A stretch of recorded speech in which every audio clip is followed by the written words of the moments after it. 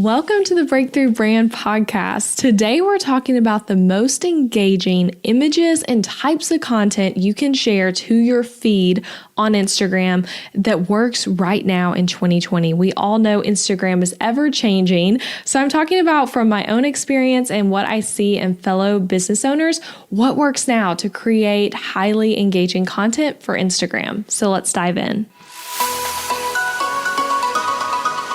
Hey guys, it's Elizabeth McCravey, and you're listening to the Breakthrough Brand Podcast. Each week, I'll bring you workshop-style trainings that teach you how to stand out online, design success from the inside out, and create a breakthrough business. It's time to turn viewers into raving fans and design the business and life of your dreams.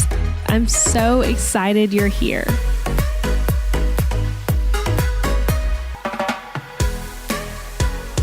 All right, guys, I'm so excited to talk Instagram with you today. I know that this is like a favorite topic for the podcast. And if you, after listening to this or even before listening, you're like, I want more content about Instagram strategy, there are a bunch of episodes that you can check out. If you just scroll through wherever you're listening to this podcast, there's a lot of Instagram content. So we're talking about the most engaging images and content that you can be sharing right now on Instagram. And I say right now because this kind of thing changes. And if we think back to the early days of Instagram when it started in 2012, we were all sharing super filtered iPhone photos like Valencia filter and lo-fi, and there was a Nashville filter if you remember that, and everything had borders and looked really weird, and the captions were all like one statement or no caption at all. And then stories, IGTV, advertisements, all of that was not a thing, and the whole interface even of Instagram look different. So we've been through the times of like the super curated matchy feed, bot comments on all your posts and stories, which is so annoying. The idea of shadow banning, posting lots of food pictures, the start of Instagram stories, and so much more. So Instagram is an ever evolving app. And as we all know, what worked when it started in 2012 is not what works now. Like if you were to throw up a photo with the Valencia filter, it would be like, wait, what is that? What are you doing? That's not like how things look now. Unless you're doing a throwback photo, then I guess that would work well, actually. So I would even say, though, some of the stuff that worked in 2018 and 2019 doesn't work now either. So even talking about just like a year or 2 years ago. So today we're exploring the best types of content you can share to create genuine engagement with your audience. And so, like I said in the intro, this is what I've observed works in my business and in friends' businesses and fellow personal brand industry people. So just like what I'm observing is working. So two things I want to say real quick though before I get into this. So I'm talking about for businesses, not your personal private profile. So I actually don't have a personal Instagram account. Like I don't have a private account somewhere where I'm posting stuff just for friends and family. My business is both for me. It's both personal stuff and business stuff. And I actually probably post less personal stuff than some people because I do try to focus it as a business Instagram. So I definitely share differently than someone who's like just posting to their friends. And here on this episode, I'm talking about business accounts and specifically for personal brand businesses. So that is most of you listening because I know many of you and what kind of businesses you have. So coaches, photographers, graphic designers, consultants, people of that nature, bloggers, even influencers, all of you guys, that's who I'm talking about here is like the personal brand businesses. The second thing I want to note, the value comes in the caption, but here we're focusing on imagery mostly. And the reason for that is that the image stops people scroll and is going to get them to read what you have to say. So it's going to get them to read the caption or read what's on the image if it's a graphic with text.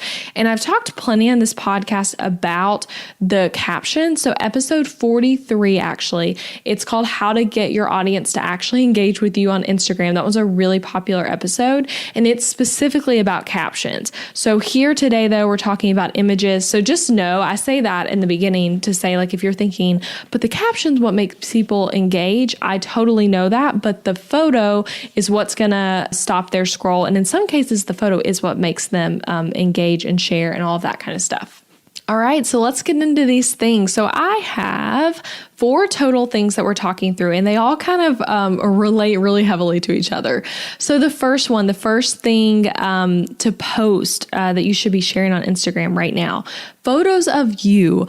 You guys have probably heard me say this before. You've probably heard other people say this before. And if you're not taking this advice yet, it is time to step up and post a photo of yourself, because people are giving this advice because it really does work. So if you're nowhere to be found on your feed and you're the face of your company, which again, like most of you listening, this is the case, that is a problem. So people want to know who's doing the talking, especially when you're a service business and they'll be working with you directly. So you guys who are photographers, coaches, things of that nature, if I'm thinking about hiring you, I want to be like, who is this chick sending like all these posts out? Like, who is she? What does she look like? What's her personality like? So all of that really matters. Or if you're a content creator, a product creator, and they'll be working with you, maybe not like in real time, but in a different way, like through a course, let's say, then they also really need to know who you are and see photos of you. And I think sometimes people get scared to post photos of themselves because it could feel weird. You're thinking like, well, my friends from high school or college, I don't want them to judge me, or like this other mom who like knows I'm starting a business, like that kind of mindset. And I really just want to encourage you to get over that. Once you do this a couple times, it'll feel more natural and less weird. And you also have to remember the people that you're worried about like judging you are not the people you are selling to and trying to serve in your business. So I think it makes total sense to me why people get weird about this, but I just want to encourage you to try to like get out of that mindset and be okay with posting photos of yourself and of yourself alone even. So I think people think this way too because they visualize the images of all being of themselves, like just staring straight into the camera of like, let's say we're looking at your grid, like the 9 photos showing are just you smiling in a different outfit. And I actually do not recommend that. That's not what we're going for here. When I say sharing photos of yourself, I'm talking about photos that show you in action, that represent what you're doing in your company, that have different vibes, that are not you just staring at the camera. Some of them can be you smiling into the camera, but some of them can be like your hands almost feeling like a styled stock photo. So many different ways. So when you make the investment in a brand photo shoot, that's what I recommend doing. You'll be set and ready to go with images that you can use throughout your Instagram or Facebook, and also on your website, in your email marketing, so many places. It is a worthy investment. And when you work with a good photographer, they're going to help you get a variety of shots, help you feel more natural in front of the camera, all of that kind of stuff. So episodes 15 and 16 of this podcast, I walk you through planning a photo shoot for your business, and also like lots of tips for feeling confident, common questions about all of that stuff. So that's episode 15 and 16, and I'd seriously recommend listening to that before you do a brand photo shoot. Yeah, so people like to engage with people. So I really do believe, again, if you're not posting photos of yourself, you will likely find increased engagement with the photos of you versus an image of, say, like a stock photo or a generic quote, or even if you're someone like me who's a designer, images of your work. For me, you guys, it's so funny. I can post like this awesome photo of a template, but then what people really engage with most are photos of me. And I'm going to get into some other kinds of things they also engage with more as we keep going.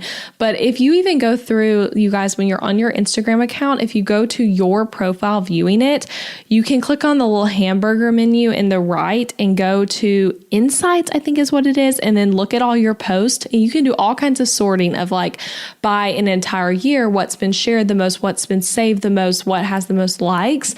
And if you look at all those analytics, I guarantee you're going to see the stuff that's doing the best. One of the types of content is going to be photos of you. And then also some of this other stuff I'm about to share, but just looking at your stuff, you'll see that for sure. So that's the first one, just photos of you. And with that one, I'm talking about specifically like professional branded, like photo shoot type photos. And again, episode 15 and 16, that's going to be really helpful to you for prepping for that. Okay, so the second type of content to be sharing, iPhone quality photos mixed in with those professional images. So basically less curation. So this piggybacks off of what I just said. Right now, I was talking about more curated professional images, but you know what does really well too?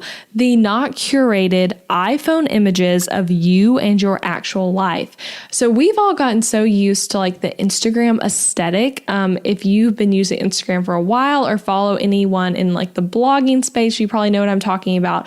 But basically like the super curated feeds where everything is clearly the exact same filter happening on it. The colors are all perfect, or it's like a perfect grid of like there's 3 quote graphics in a row and 3 regular photos and things of that nature. And it's like super, super perfect and clearly really thought out. So I think people are getting sick of this, and the people who started this trend have realized that and have actually like changed to being less curated. So you probably actually noticed many big influencers, again, in like the beauty and fashion space, especially even in online business space, are doing at the very least a more mix now of the curated professional photography images and then the real life iPhone images. And when I say that too, this does not mean that the iPhone image is low quality. I want to emphasize that. You actually don't want a low quality image. I recommend, which iPhone photos take really great quality images if you're setting up right with good lighting and things like that. But I love using Lightroom personally, and I have a bunch of filters I use on there. I guess they're not, are they called filters? Presets. That's what they're called, presets. So I have a lot of presets on Lightroom that I love and use to edit my own photos. So they're clearly like not a photo shoot, but are still from an iPhone, still high quality, and are going to feel really real, but edited some. So that's my encouragement to you, is to mix those types of images into your feed, not just on stories. I feel like, I know for myself even, I have a tendency to like a photo that isn't from a photo shoot to just share that on stories and not to my feed. And that's something I personally want to do more of, is like sharing the less curated images. And my problem, this might be yours as well, is that I actually just don't take that many photos in day-to-day life. So I don't have that much content to share of that nature. And I think I'll probably end up taking more photos as my life goes on and as we have children and things like that. But right now I just don't take that many photos. But I do think it's important, and probably will feel easier to you in some ways, to remember like an iPhone photo of you at, say, like your friend's wedding or on vacation or just at home with your spouse, whatever it is, of your children. All of that is going to work well and convert well on a business account too, because people like to see that it's a real person. The like behind the scenes vibe works really well. So I want to encourage you guys to try that, of doing some iPhone quality photos that are still like, you know, nice looking, like edited a little bit, not just like not low quality, and mixing those in with the professional images. And in both of those cases, we're talking about images of you and your life. All right, the third type of content to be sharing: shareable and savable content. So by shareable content, I mean things like fun videos, quotes, and graphics, basically the type of thing that people want to save for later or share with a friend or post to their Instagram stories. A meme is a great example of shareable content, or savable content even. I'm not suggesting everyone start posting funny memes, but that's a good example of this. And I personally really love memes and actually keep a saved folder of all my favorite memes in an Instagram like saved image folder, and I'll post them sometimes to my stories. My friends even call me the meme queen as a joke, because I always have memes to share. And so for me, memes are both shareable, as in like I'm going to share them to my stories, text them to a friend, that sort of thing, and also savable, because I like to have them in a folder to view later. So that's just a quick example. But other types of shareable and savable content would be like graphics with a statement that people can really get behind in a way that would make them want to share it. So this is not those little cutesy scripty graphics that say something like Happy Friday. That sort of thing is not, in my personal opinion, worth posting or sharing, and you're not going to get much engagement because you're not contributing to the greater conversation. Whereas if you share something that's going to make people say, wow, me too, I totally totally get that. That's so relatable.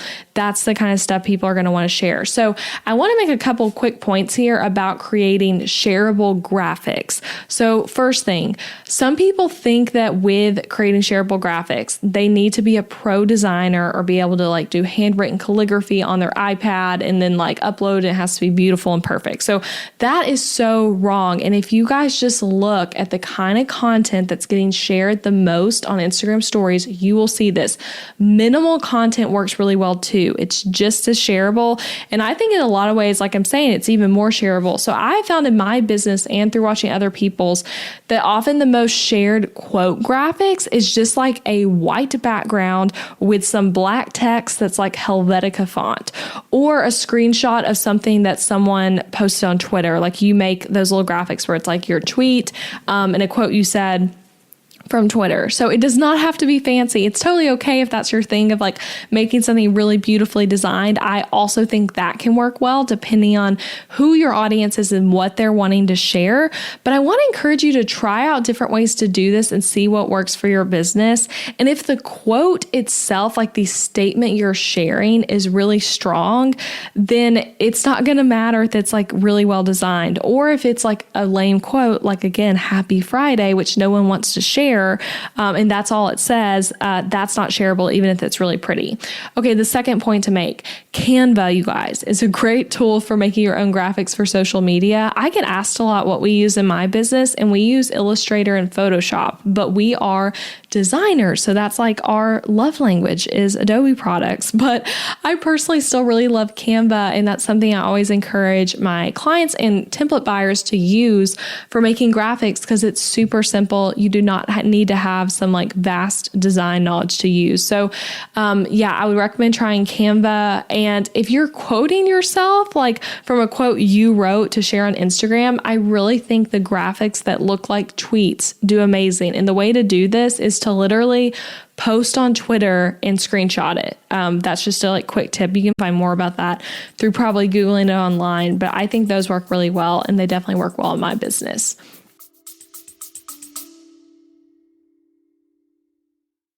Interrupting this episode with a suggestion for the small business owners listening. Ever wonder what you should do for healthcare when you and your spouse are both self-employed, so there's no work-provided health insurance to participate in? Well, when my husband Adam joined me in the entrepreneurial job space over 4 years ago, we joined Christian Healthcare Ministries instead of getting traditional health insurance. And it was the best decision for us, especially in these years of growing and raising a family while also running multiple businesses. CHM is a health cost-sharing ministry and is a faith-based alternative to health insurance. We did tons of research before choosing CHM, and if you know me and Adam, you know we are all about doing the math when making big or small financial decisions. And even though it's not insurance, CHM shares 100% of eligible medical bills, which is more than the typical 70 or 80% of medical bills paid for by insurance companies. All sharing is determined by the CHM guidelines, which you can check out before and after joining. And for the mamas and mamas to be listening, you truly cannot find a better healthcare option for maternity care.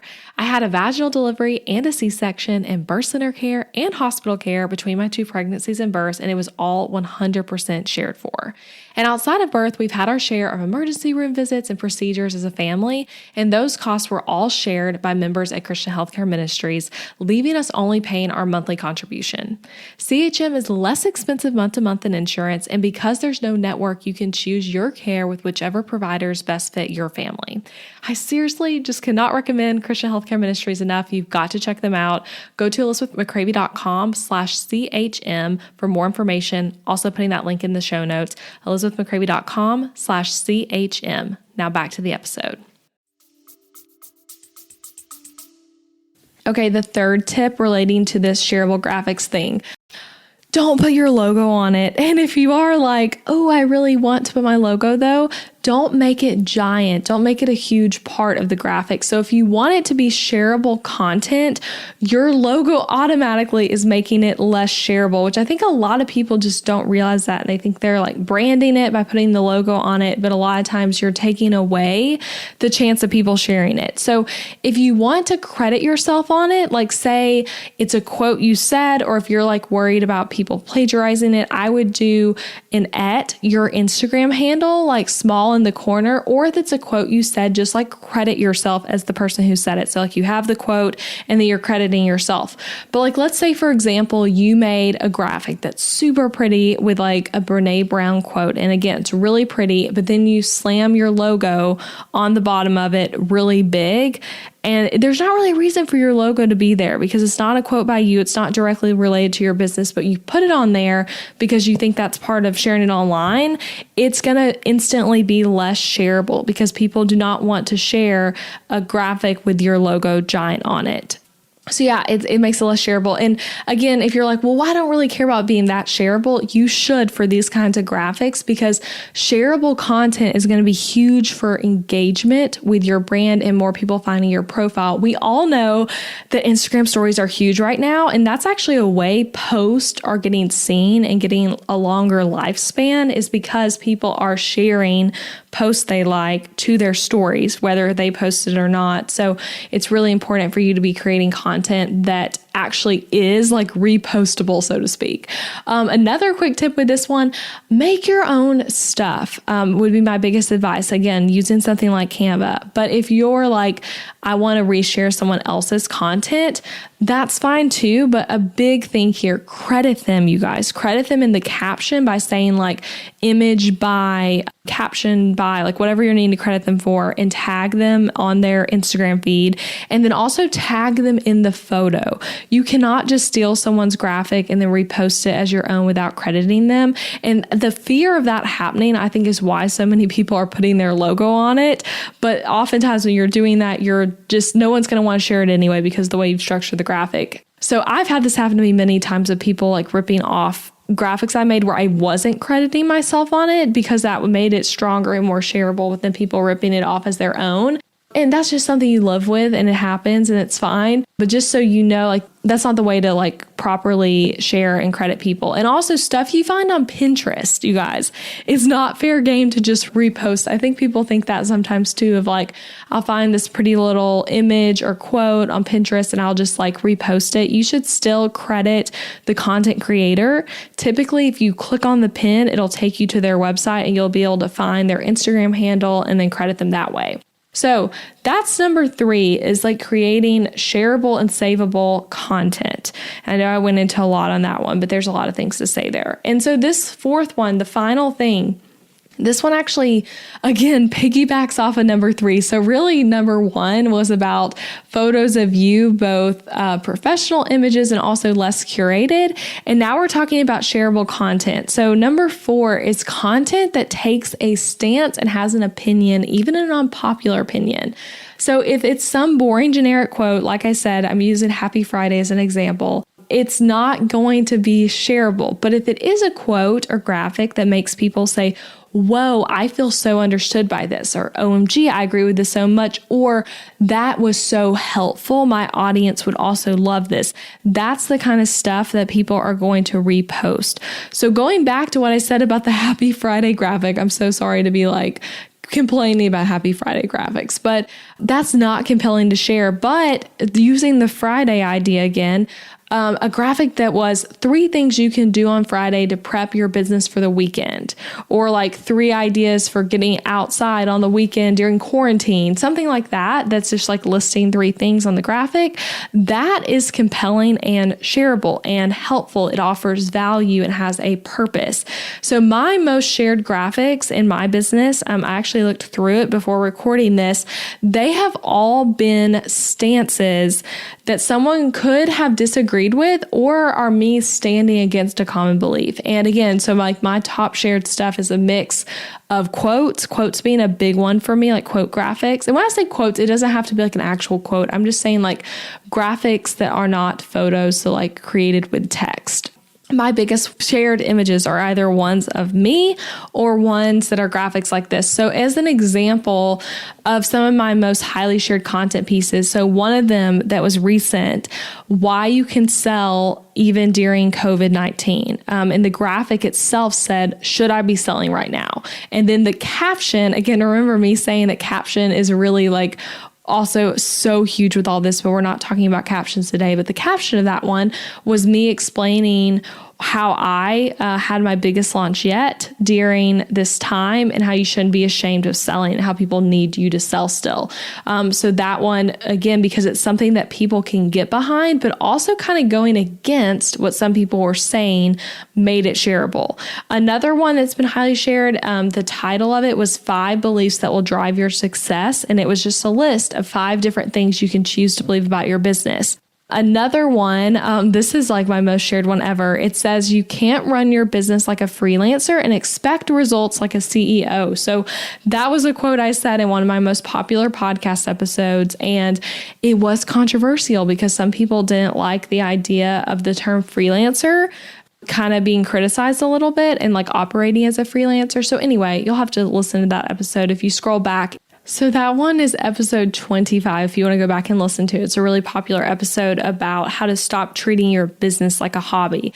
So anyway, all of those graphics though were taking a stance in some way. They had an opinion, possibly one that was less of like the well-known route to take. And also none of those had my logo on it. Going back to what I said about not plastering a giant logo on your quote, none of them did. And a couple of them did have my name and Instagram handle, but many of them also didn't even have that. And again, they were shareable content that created engagement, as in comments, likes, DMs about it, and also people engaging with my business and following all that kind of stuff. So that's what you're going to see with creating content that's more shareable and more engaging, is that it results in a whole lot of different things happening, not just likes. So anyway, you guys, that's it for today. This is another shorter episode, but I hope this helps of like thinking about what kind of stuff is shareable, what kind of stuff is engaging, and what kind of stuff is working right now on Instagram in 2020. So I hope you guys love this, and I cannot wait to see you posting more great content on your feed and using some of these strategies here. If you enjoyed this episode, please leave a review on Apple Podcasts if you're an Apple Podcast listener, and I would love to hear your feedback. All right, you guys, I'll be back next week with another episode. Bye for now. Thank you so much for listening to this podcast, friend. I appreciate you being here. Hey, I want to tell you, if you've enjoyed this episode, then I really want to encourage you to check out my website, where you'll find tons of resources to help you grow a profitable and sustainable business. Over on ElizabethMcCravey.com, you'll find a lot of great things, some of which I want to tell you about right now. So you'll find free workbooks to help you do things like identify your ideal client, discover what pain points you solve for your customers, or even a guide to help you plan out your Instagram feed. You'll also find my top business tools. Like, yes, I literally list out all the major tools I use in my business on my website, and I have a bunch of special discounts and offer for you guys to snag and try out these products and services. You'll also find my website template shop that helps you DIY your way to a strategic website for your business. These website templates are easy to use, they're built on the Showit platform, and they are gorgeously designed. I have a feeling you'll absolutely love them. So to access the tools and free downloads, go to ElizabethMcCravey.com/tools. And to access the amazing website templates so you can get started with a new website today, go to ElizabethMcCravey.com/shop. I hope you have so much fun exploring over there. There's so much great stuff for you on my website. And you guys, don't forget, you can subscribe to this podcast on Apple Podcasts so you never miss an episode. And leaving a rating and review for the show on Apple Podcasts or wherever you're listening, or even just sharing it with a friend, is a great way to support this show. Thanks so much for being here. Bye, you guys.